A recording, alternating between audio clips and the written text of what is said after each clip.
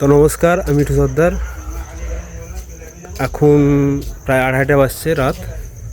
কালকে ভোটের রেজাল্ট কে জিতবে, বিজেপি জিতুক বা টিএমসি জিতুক বা কংগ্রেস জিতুক বা সিপিএম, যেই জিতুক, ভোট নিয়ে কোনো বাড়াবাড়ি হবে না, কোনো মারামারি ঝামেলা হবে না পাড়া প্রতিবেশী কারোর সঙ্গে।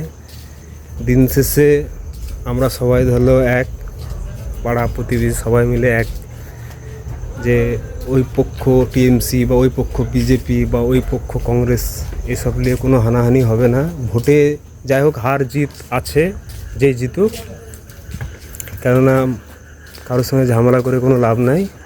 দিন শেষে ভাই আমাদেরকে খেটেই খেতে হবে, সে টিএমসি জিতুক বা বিজেপি জিতুক। তো রেজাল্ট নিয়ে বেশি মাতামাতি না করে, ভোট পার হয়ে গেছে, আমরা যেমন ছিলাম তেমনই থাকবো। ভোট শেষ, আমাদের কাজে যেতে হবে, এটাই সব সময় মাথায় রাখতে হবে।